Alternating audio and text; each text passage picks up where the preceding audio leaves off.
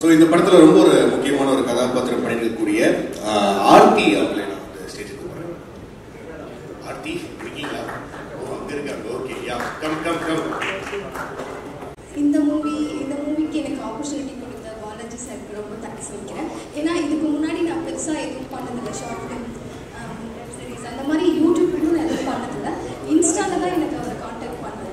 So எனக்கு அதுவே ரொம்ப பெரிய விஷயமா இருந்துச்சு.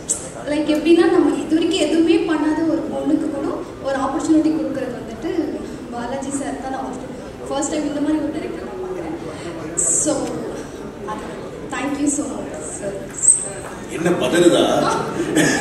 தெரியாது, நீங்கள் கொடுப்பீங்க மாதிரி ஆகிட்டு இருக்கீங்களே. சரி, ஸ்பீச்லாம் ஏன் நைட்டே ப்ரிப்பேர் பண்ணல? எனக்கு தெரியலையா? அதெல்லாம் நீங்கள் இது மாதிரி ஈவெண்ட் கூப்பிட்டாங்கன்னா கரெக்டாக ப்ரிப்பேர் பண்ணி ஒரு நோட்டில் எழுதி வச்சு வந்து படிக்கணும். அடுத்த பண்ணுறீங்களா? சரி, ட்ரெய்லர் லான்ச்சில் பண்ணணும். Okay, super. உண்மையிலேயே வந்து இந்த மாதிரி யங்ஸ்டர்ஸ் நிறைய பேர் வந்து இப்போ தமிழ் சினிமாவுக்கு வந்துட்டு இருக்காங்க. அவங்களுக்கு நீங்கள் வந்து ஆதரவு கொடுக்கணும். And thank you. அடுத்த நிறைய ப்ரிப்பேர் பண்ணிட்டு வாங்க. Okay, thank you so much. Okay, please clap. அடுத்தபடியாக நம்ம யாரை கூப்பிடுறோம் அப்படின்னா, இவங்க நல்லா பேசுவாங்க. இந்த பொண்ணை நான் கான்ஃபிடென்ட்டாவே கூப்பிடுறேன். சோனி தீக்ஷா அவங்களை வந்து நான் கூப்பிடுறேன். ஏன்னா அந்த பொண்ணு வந்து basically she is anchor cum actress அப்படின்றதுனால நிறைய ப்ரிப்பேர் பண்ணிட்டு வந்திருக்குன்னு நினைக்கிறேன். யா, ப்ளீஸ் சோனி அவர்களே ஸ்டேஜுக்கு வருமாறு. எல்லாரும் எப்படி இருக்கீங்க? ஃபர்ஸ்ட் ஆஃப் ஆல் மூவி ட்ரீசருக்கு வந்து உங்க டைம் ஸ்பெண்ட் பண்ணி வந்த எல்லாருக்குமே ஒரு பெரிய பெரிய தேங்க்ஸ். அண்ட் எனக்கு இந்த சான்ஸ் கொடுத்த பாலாஜி சாருக்கு ரொம்ப பெரிய தேங்க்ஸ். அது மட்டும் இல்லாம பாலாஜி சார் கூட ஒர்க் பண்ண டீமுக்கு பெரிய தேங்க்ஸ். எனக்கு அவ்வளவுதான். அதான் சரி, என்ன அதான் இன்ட்ரோ லிங்க் முடிஞ்சிருச்சு. ஆட் மட்டும் சொல்லிட வேணாம். வேற வந்து ஓகே, இந்த எக்ஸ்பீரியன்ஸ் இப்போ வந்து பொதுவாக ஆங்கரிங்கும் ஆக்டிங்க்குமே ஒரு டிஃபரன்ஸ் இருக்குல்ல. ஸோ பாலாஜி எப்படிலாம் வேலை வாங்கினாரு? ஸ்கிரிப்ட் பேப்பர் ஃபர்ஸ்ட் ஸ்பாட்ல வந்து கொடுத்தாரு.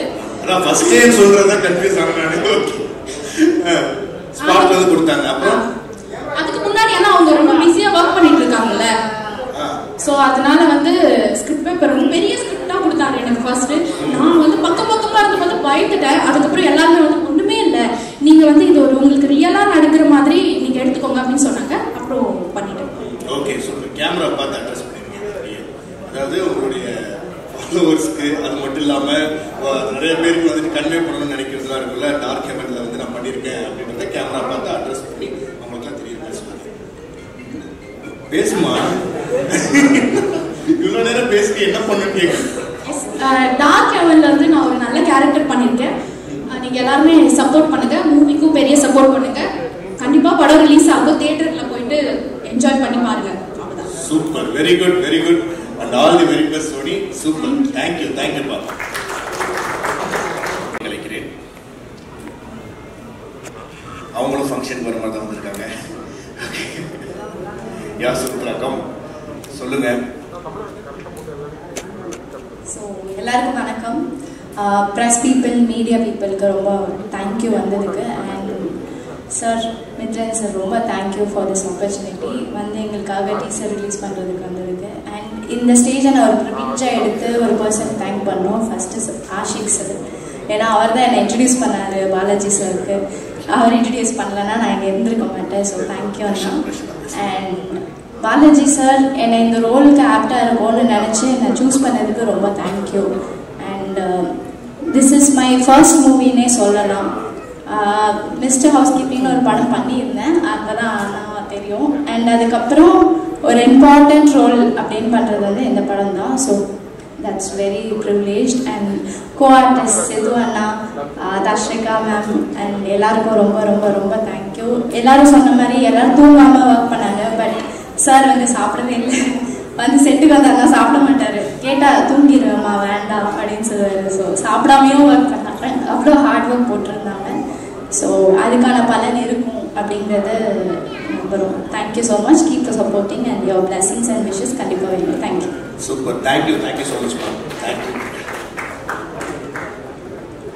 ஓகே, போயிட்டு வந்தோடனே பல பேரோட மைண்ட் செட் என்ன இருக்கும்? அந்த கண்டஸ்டண்டோட மைண்ட் செட்னா எங்க ஓப்பனிங் போகலாம், எந்த ஊருக்கு வந்து டூர் போகலாம் அப்படின்ற மைண்ட் செட் தான் இருக்கும். ஆனா அந்த பொண்ணு வெளில வந்ததுல இருந்து அந்த ஓகே வேற என்ன ப்ராஜெக்ட்ஸ் வந்து போயிட்டு இருக்கு, ப்ராஜெக்ட் சோர்சிங்கா இருக்கட்டும், அதுக்கப்புறம் நல்ல ஒரு ஃபிலிம் மேக்கர்ஸ் வந்து பாத்தீங்கன்னா சொல்லுங்க, அந்த வந்து தெரிஞ்சிச்சு. ஸோ அப்பயே வந்துட்டு ஓகே சூப்பர், இவங்க செம்மையாக வந்துடுவாங்க அப்படின்ற ஒரு மைண்ட் செட் இருந்தது. அந்த வகையில் வந்து பார்க்கும்போது த டார்க் ஹெவன் அப்படின்ற ஒரு படம் மூலியமா ஹீரோயினா ஹாலிவுட்ல இன்ட்ரடியூஸ் ஆயிருக்கக்கூடிய தர்ஷிகாவை நினைக்கிறேன். எல்லாருக்கும் வணக்கம். என்னோட கனவோட முதல் மேடை வந்து இந்த படம் dark heaven. First of all அதுக்கு தேங்க்யூ பாலாஜி சார், எனக்கு இந்த ஆப்பர்ச்சுனிட்டி கொடுத்ததுக்கு. நான் இதை சொல்லணும்னு நினைச்சேன், ஜெயக்குமார் சார் நீங்க முன்னாடியே சொல்லிட்டீங்க. பாலாஜி சார், ஒவ்வொரு ஆணின் வெற்றிக்கு பின்னாடி ஒரு பெண் இருப்பாங்கன்னு சொல்லுவாங்க. கண்டிப்பா உங்க வெற்றிக்கு முன்னாடி அக்கா தான் இருக்காங்க. ரொம்ப ஸ்வீட்டான ஒரு பர்சன். நீங்க வந்து எங்க கூட டிராவல் பண்ணி நீங்க எவ்வளவு ஹார்ட் ஒர்க் பண்றீங்க அப்படின்றத நாங்க நேர்ல பாக்குறோம். பட் அவங்க வந்து நிஜமா செட்ல சொல்லணும், அங்க இங்க எல்லாரும் சொல்றதுதான், அப்படியே காலில் சக்கரை சுத்தி விட்டு வந்து அப்படியே ஓடிட்டே இருக்கிறாங்க. ஸோ அவங்களோட பெரிய சப்போர்ட், அதான் சொல்லுவாங்களே ஹோல்ட் ஹர் டைட் அப்படின்ற மாதிரி, she's a very big support. இந்த படம் பார்த்தீங்கன்னா இங்க இருக்க ஒவ்வொருத்தரோட கனவு, அதுக்கப்புறம் அதுல நிறைய உழைப்பு இருக்கு. ஸோ கண்டிப்பா இந்த படம் வந்து ஒரு நல்ல படமா வரும். நாங்க எல்லாருமே ப்ரே பண்றோம். அதுக்கு உங்களோட சப்போர்ட் எல்லாமே தேவை. தேங்க்யூ. அவ்வளவுதானா? ஓகே. இல்ல அதாவது இப்போ பொதுவா சொல்லும் போது நான் ஏற்கனவே பிக் பாஸ்லாம் முடிச்சுட்டு வந்தோடனே நம்ம அந்த மைண்ட் செட் இருக்குல்ல, அதாவது ஓகே நம்ம வந்து நாளைக்கு ஓப்பனிங் போயிட்டு கல்லா கட்டிடலாம் அப்படின்றதெல்லாம் பார்த்துருக்கேன். பட் இந்த மூவி ஓகே நம்ம போய் ஆப்பர்ச்சுனிட்டிஸ் வந்து நம்மளா பில்ட் பண்ணுவோம், நம்மளா வந்து மீட் பண்ணுவோம் அப்படின்ற ஒரு மைண்ட் செட் எப்படி இது? எப்பவுமே வந்து ஆப்பர்ச்சுனிட்டின்றது வந்து நம்ம கதவை தட்டும் அப்படின்னு நம்ம உட்கார்ந்துட்டே இருந்தா உட்கார்ந்துட்டே இருக்க வேண்டியதுதான். சரியா? அதனால வரும்போது நம்ம ஆப்பர்ச்சுனிட்டியை வந்து கிராப் பண்ணிக்கணும், நம்ம அதை தேடி போகணும், அதுக்கேற்ற ஒர்க் பண்ணணும். அப்பதான் வந்து அந்த ஆப்பர்ச்சுனிட்டி நமக்கு வரும்னு நம்புற ஒரு பர்சன் தான். ஓகே. ஸோ எப்படி இந்த ஆப்பர்ச்சுனிட்டி வந்துருச்சு நம்ம அந்த டார்க் ஹெவன் அப்படின்ற படம் மூலியமா அந்த செட்டுக்கு போன உடனே ஓகே இவ்வளோ விஷயங்கள் இருக்கா, இவ்வளோ பேர் நம்ம படத்துக்காக வேலை செய்யறாங்க, அந்த ரெஸ்பான்சிபிலிட்டி எப்படி இருந்தது? ரொம்ப பெரிய ரெஸ்பான்சிபிலிட்டியா இருந்தது. நிறைய கத்துக்கணும்னு தோணுச்சு. இங்க இருக்க ஒவ்வொரு ஆர்டிஸ்டுமே வந்து ரொம்ப டேலண்டடான ஆர்டிஸ்ட், திறமை இருக்கவங்களை மட்டும்தான் வந்து அவர் வந்து எடுத்து இந்த படத்துல போட்டிருக்காரு. ஸோ அதனால வந்து ஒவ்வொருத்தர்கிட்டயுமே ஒவ்வொன்று கத்துக்கலாம். பெரிய பெரிய ஆர்டிஸ்ட் நிலங்கர் சார், ரவி சார் ஆகட்டும், ஜெயக்குமார் சார் ஆகட்டும், அந்த ஹம்பிள்னஸ், அவங்க ஆக்ட் பண்றது, ஸோ எல்லாத்துலயுமே இப்போ சித்து கிட்ட எல்லாம் வந்து எனக்கு ரொம்ப பிடிச்ச விஷயம் வந்து யதார்த்தமான ஒரு ஆக்டிங். ஸோ அது எல்லாமே ரொம்ப கம்ஃபர்டபுளா இருந்தது. ஸோ எல்லாமே ஒரு லேர்னிங் எக்ஸ்பீரியன்ஸ் தான். எல்லா படத்துல இருந்துமே நம்ம ஒன்னொன்று கத்துக்கிறது தான். Okay super. ஃபைனலா நம்ம கேமரா பார்த்து அட்ரஸ் பண்ணிருங்க about the dark heaven and உங்களுடைய கேரக்டர், அதை பத்தி சின்ன நோட்டா. இந்த டார்க் ஹெவன் படத்துல நான் உமையால் அப்படின்ற கேரக்டர் பண்ணியிருக்கேன். உமையால் என்ற பேரே ரொம்ப நல்ல தமிழ் பேர், எனக்கு ரொம்ப பிடிச்சிருந்தது. அண்ட் சித்துவோட பாரி அப்படின்ற பேருமே ரொம்ப நல்லா இருந்தது. இங்க இருக்க ஒவ்வொரு கேரக்டருமே நிறைய உழைப்பு போட்டிருக்கோம், நிறைய ட்ரீம்ஸ் இருக்கு. ஸோ உங்களோட சப்போர்ட் கண்டிப்பா தேவை. இந்த படம் ஜெயிக்கும்னு நாங்க எல்லாருமே நம்புறோம். தேங்க்யூ. வந்து சொன்னாங்க, நான் ஒரே ஒரு லைன்ல வந்து அந்த பிரச்சனைக்கான சொல்யூஷனை சொல்றேன், மற்ற வந்து மக்கள் புரிஞ்சுப்பாங்க. அதுதான் படத்துக்கு மெயின் பிரச்சனையா இருந்துச்சு. ஒரு நடிகர், அது ஸ்பெஷலா ஒரு ஹீரோ, டூப் போட்டு நடிக்கலாம், டோப் போட்டு நடிக்க கூடாது, அவ்வளவுதான். அதுதான் அந்த படத்துக்கான மெயின் பிரச்சனையா இருந்துச்சு. அதுக்கப்புறம் வந்து நம்ம சரண் சார் வந்து சொல்லியிருந்தாரு, ஒரு பிரசவம் மாதிரி ஒரு படம் அப்படிங்கிறது, ஒரு பிரசவத்துல ஒரு குழந்தை எப்படி பிறகுதோ அது மாதிரி தான். அந்த பிரசவத்துல வந்து திடீர்னு வந்து கரு கலஞ்சிட்டா எப்படி இருக்கும், அந்த மாதிரி தான் 60-70% எடுத்த படத்தை தூக்கி போடும் போது எங்க எல்லாருக்குமே இருந்துச்சு. அந்த டைம்ல அந்த ப்ரொடியூசர் வந்து அவ்வளவு டவுன் ஆயிட்டாரு, டைரக்டர் டவுன், ஒட்டுமொத்த பேருமே டவுன். அதை தாண்டி வர்றது அப்படிங்கிறது வந்து சாதாரண விஷயம் இல்லை. ஏன்னா நம்ம வந்து ஒரு நேம்டு டைரக்டரோ ஒரு நேம்டு ப்ரொடியூசரோ கிடையாது. அப்போ அந்த டைம்ல வந்து இந்த டைம்ல எங்க கூட ஓடாம கூட நின்னது வந்து பீமாஸ் கிரியேட் கிளப் டீம் தான். அந்த கிரியேட் கிளப் டீம் தான் T3ல இருந்து இப்போ வரைக்கும் வந்து எங்க கூட நிக்கிறாங்க. அவங்களுக்கு வந்து நாங்க சம்பளம் அப்படிங்கறத அவங்க இப்போ வரைக்கும் எதிர்பார்க்கல. படம் வந்து ரிலீஸ் ஆகட்டும், அதுல இருந்து வரதை வந்து நாங்க பண்றோம் அப்படின்னு சொல்லிட்டு ஒரு ஃபெயிலியர் டைம்லயும் ஒரு சக்சஸ் பார்த்து அதுக்கப்புறம் ஒரு ஃபெயிலியர் வரும்போது கூட நிற்பாங்க. இப்போ வரைக்கும் சக்சஸே பார்க்காத எங்க கூட வந்து எதுவுமே எதிர்பார்க்காம வந்து உழைச்சிட்டு இருக்காங்க பீமாஸ் கிரியேட் கிளப். அது போக ப்ரொடியூசர் சாருக்கு வந்து அதுக்கப்புறம் வந்து டேக் ஆன் பண்ணலாம், இதுக்கப்புறம் நம்ம எடுத்து கொண்டு போகலாம் அப்படிங்கிற ஒரு தைரியம் விட்டுருவாங்க. அந்த தைரியம் அவருக்கு வந்ததுக்கு அவருக்கு வந்து ஒரு பெரிய ஹேட்ஸ் ஆஃப். அது வந்து சாதாரண விஷயம் இல்ல. தென் டைரக்டர் அவருமே வந்து உடனே ஸ்டண்ட் ஆயிடுவாங்க. ஒரு 60-70% எடுத்தாச்சு, ஸ்னிப்பட் கூட வந்து நம்ம ரிலீஸ் பண்ணிருப்போம், நீங்க யூடியூப்ல பாருங்க இருக்கும். அவரும் அதுல இருந்து ஓவர் கம் பண்றது அப்படிங்கிறது வந்து சாதாரண விஷயம் இல்லை. இதெல்லாம் தாண்டி வந்து பண்ணோம். இன்னொரு விஷயம் என்னன்னா, எங்களுக்கு அதுக்கப்புறம் என்ன ஆகி போச்சு அப்படின்னா, அந்த பட்ஜெட் இதுல தான் ஆட் ஆகும். ஒரு படம் டிராப் ஆனாலும் அந்த பட்ஜெட் இதுல தான் ஆட் ஆகும், இதுல தான் நாங்க வந்து எடுத்தாகணும். அப்ப என்ன நாங்க பண்ணோம் அப்படின்னா, எங்களை நாங்க வருத்திக்கிட்டோம்.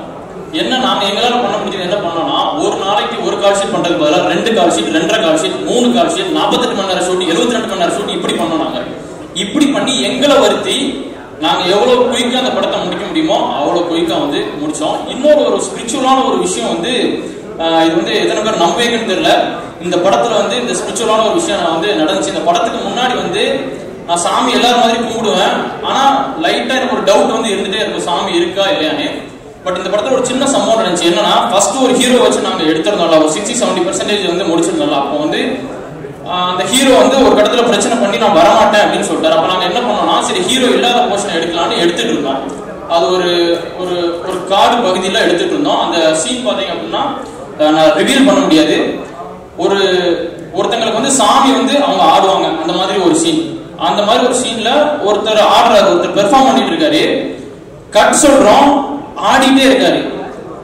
ஒரு half an hour 1 hour அவர் ஆடிட்டே இருக்காரு. ஏன்னா அவர் மேல வந்து உண்மையிலே வந்து சாமி வந்துருச்சு. அதை நாங்க லேட்டா தான் ரியலைஸ் பண்ணோம். இது வந்து எங்க மேக்கிங் வீடியோல வந்து அழகா ரிஜிஸ்டர் ஆயிருக்கு.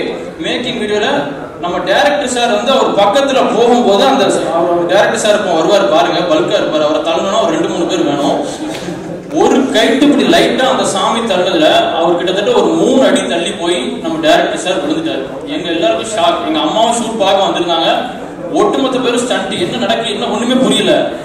அப்போ முடிஞ்சிருச்சு. அதுக்கப்புறம் எங்களால என்னன்னு தெரியல, ஷூட் வந்து எடுக்க முடியல. அதுக்கப்புறம் அந்த ஹீரோ வேண்டாம்னு முடிவு பண்ணிட்டோம்.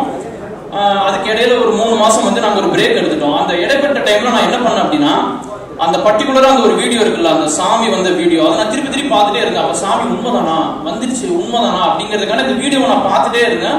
ஒரு கடத்துல பாக்குறத விட்டுட்டேன். அதுக்கப்புறம் நம்ம சித்து சார் எங்க படத்துல வந்து ஜாயின் பண்ணாரு. சித்து சாரோட வீடியோஸ் இதுக்கு முன்னாடி நான் எங்கேயுமே நான் பார்த்தது இல்லை. டைரக்டர் சார் ஆனா பார்த்திருக்காரு.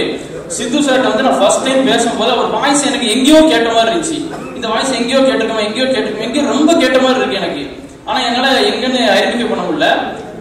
அப்போ சித்து சார் வச்சு ஒரு ஷெடியூல் முடிச்சாச்சு. ஷெடியூல் முடிச்சதுக்கு அப்புறம் நான் இப்போதும் அப்பப்போ அந்த வீடியோ சிஸ்டம்ல எடுத்து பார்ப்பல, அந்த சாமி வந்த வீடியோ, அதை நான் போட்டு பார்க்கிறேன். அந்த வீடியோவோட எண்ட்ல சித்து சாரோட வாய்ஸ் வந்து இருக்கு. நான் அந்த வீடியோவை திருப்பி போட்டு கேட்டதுனால அந்த வாய்ஸ் வந்து எனக்கு ரெஜிஸ்டர் ஆயிருக்கு. என்னன்னா, அந்த மேக்கிங் வீடியோ எடுத்தோம், அந்த கடைசி ஒரு மேக்கிங் வீடியோ எடுத்தோம்னு சொன்னல, அந்த ஹீரோ வச்சு எடுத்த கடைசி மேக்கிங் வீடியோல அந்த சித்து சாரோட வாய்ஸ் இருக்கிற ஒரு இன்டர்வியூ யாரோ ஷூட்டிங் ஸ்பாட்ல வந்து பக்கத்துல இருந்த பையன் வந்து, ஒரு நிமிஷம், ஷூட்டிங் ஸ்பாட்ல பக்கத்துல இருந்த யாரோ ஒரு பையன் அந்த வீடியோ வந்து பிளே பண்ணிருக்கான். அது வந்து அதுல ரெக்கார்ட் ஆயிருக்கு. அதனால அவரோட வாய்ஸ்ல வந்து ஒரு 20 செகண்ட் வந்து அந்த மேக்கிங் வீடியோல லாஸ்ட் பார்ட்ல ஜாயின் ஆயிருக்கு. I was done. அது அவரோட வாய்ஸ்னு தெரிஞ்சதுக்கு அப்புறம், ஏன்னா அந்த ஃபர்ஸ்ட் ஒரு ஹீரோ வச்சு எடுத்ததுல கடைசி ஷாட் அந்த ஷாட் தான். அந்த ஷாட்ல கடைசியா வந்த வாய்ஸ் நம்ம சித்து சாரோட வாய்ஸ்.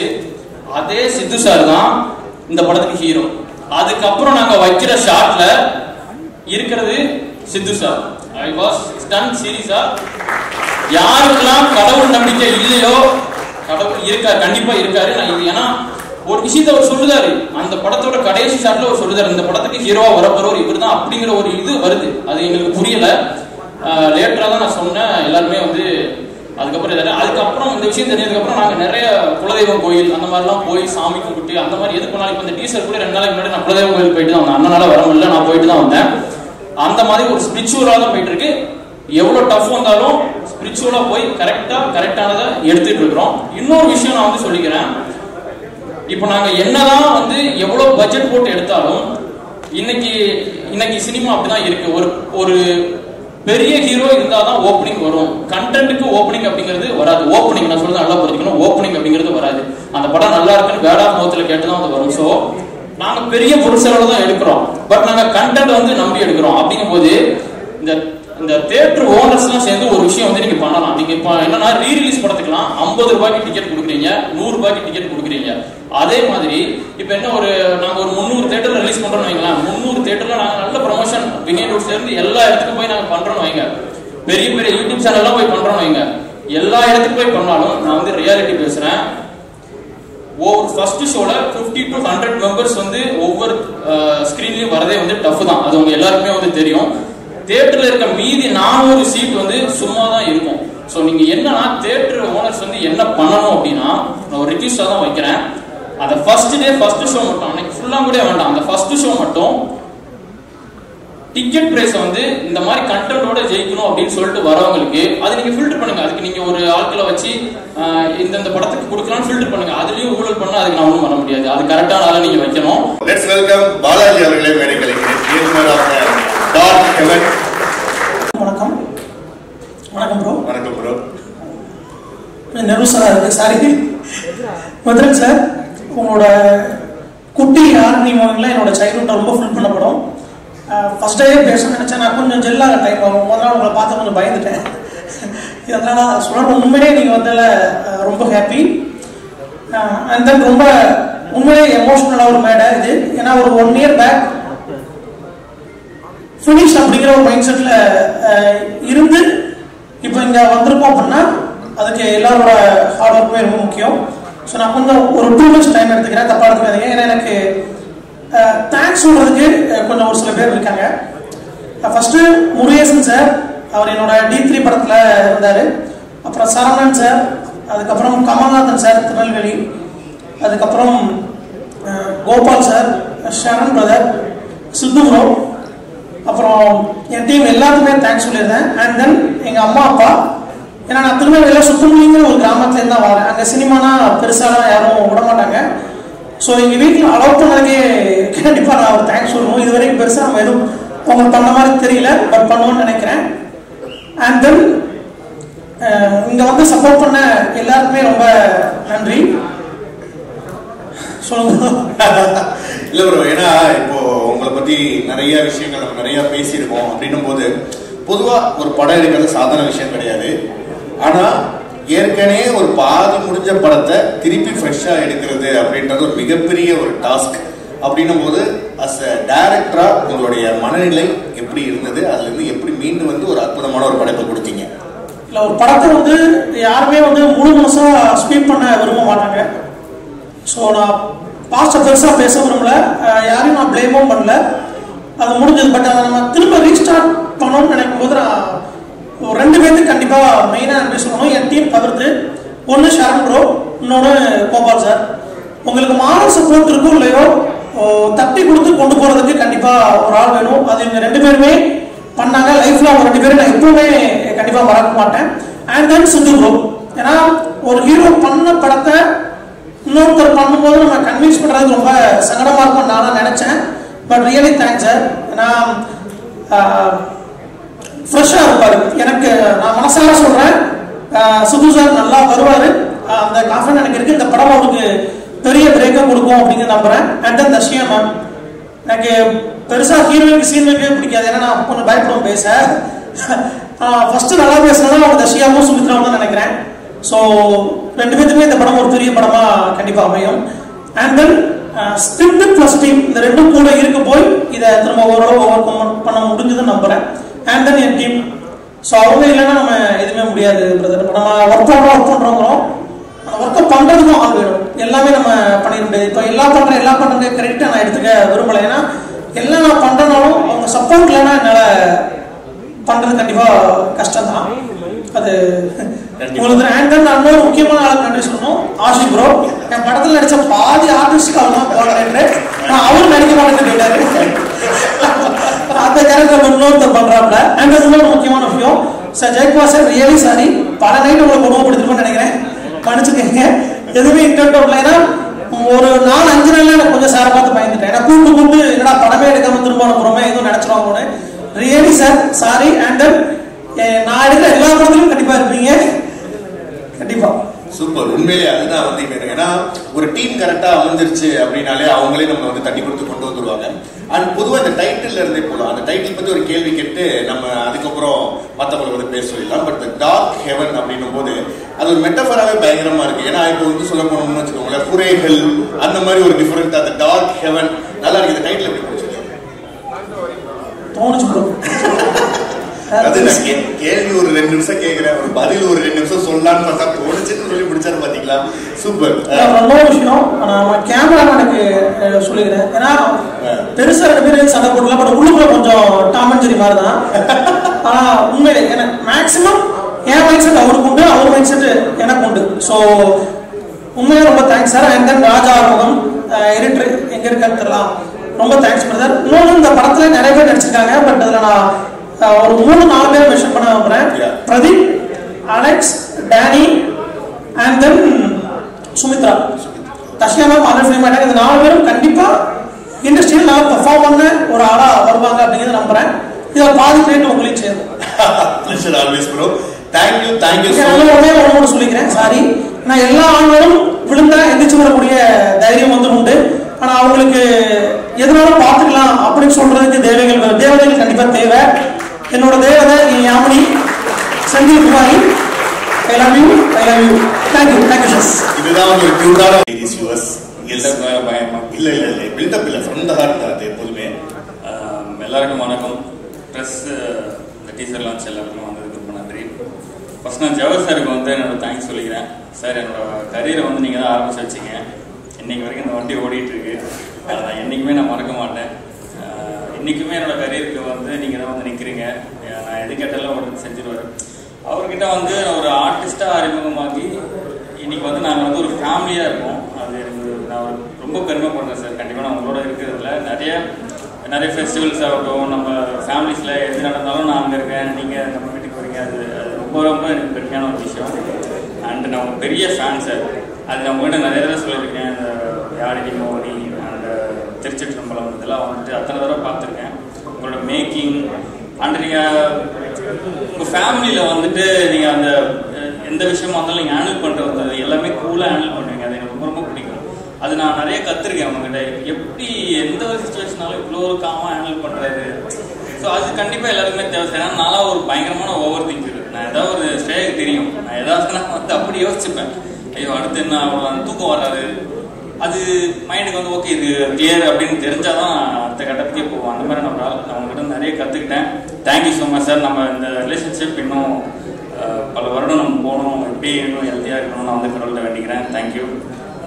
என் ஒய்ஃப் ஷேயா வந்திருக்காங்க. அவங்களோட சப்போர்ட் வந்து எனக்கு ரொம்ப பெருசு. அவங்க இல்லைன்னா கண்டிப்பாக இந்தளவுக்கு வந்திருக்க முடியாது. எப்படி சொல்லணும்னா அதை சொன்ன ரொம்ப நான் நிறைய யோசிப்பேன்.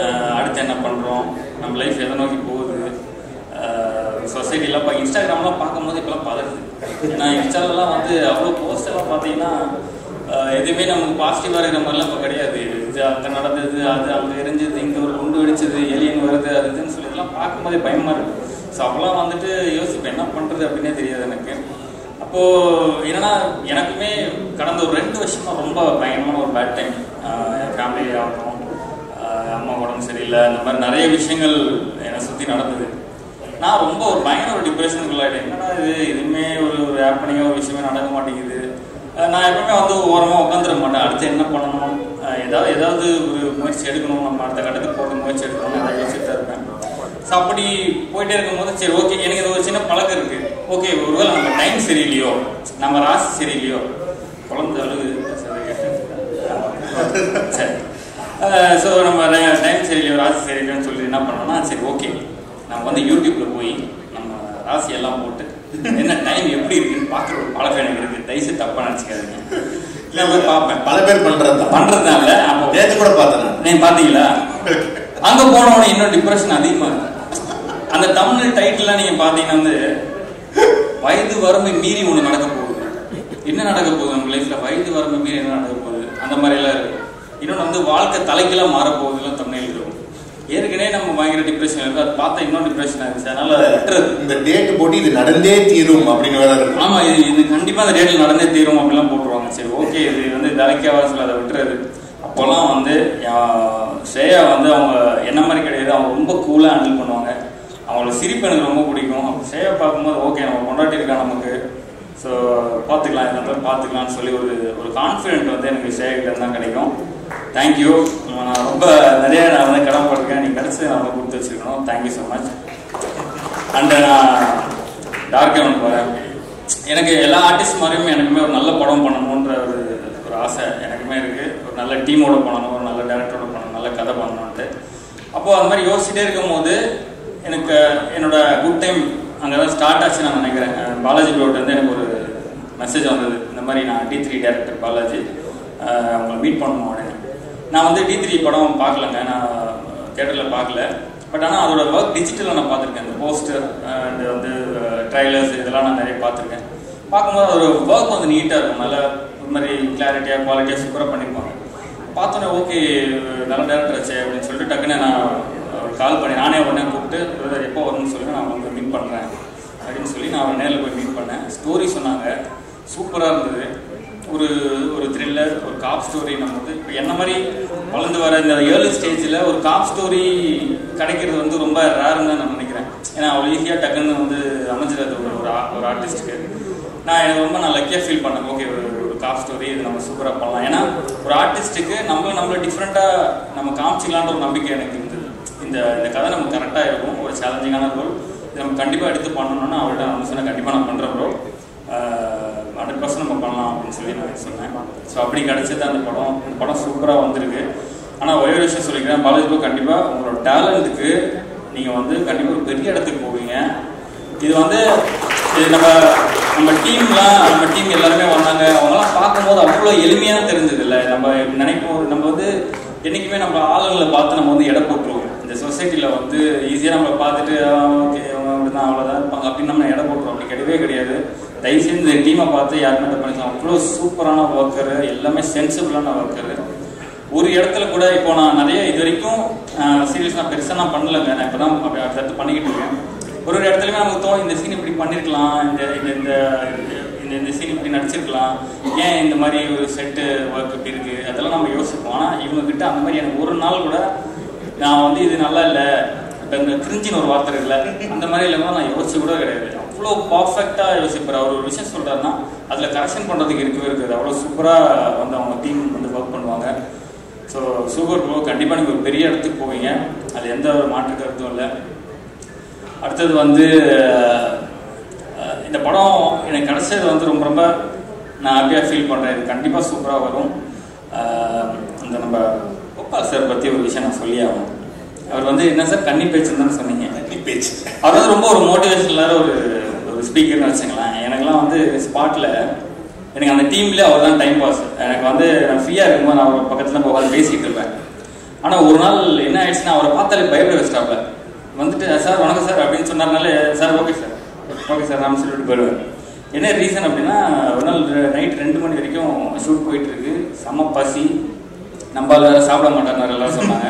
அவர் சாப்பிட மாட்டார், நம்மளையும் சாப்பிட வைக்க மாட்டேங்கிறாரு. எனக்கு அவ்வளோ பசி, என்னடா இது அப்படின்னு சொல்லி உட்காந்துட்டே இருக்கும்போது அப்போதான் பார்த்தா இவங்கெல்லாம் அந்த கோபால் சார் இவங்க எல்லாருமே உட்காந்து அந்த கல்யாணத்தில் நீங்கள் அந்த பாய் வீட்டு கல்யாணத்தில் சிக்கன் பிரியாணி செம்மையாக இருந்தது, மட்டன் இந்த மாதிரிலாம் உட்காந்து பேசுறது காதில் வந்து நம்மளுக்கு எச்சி ஊறும்.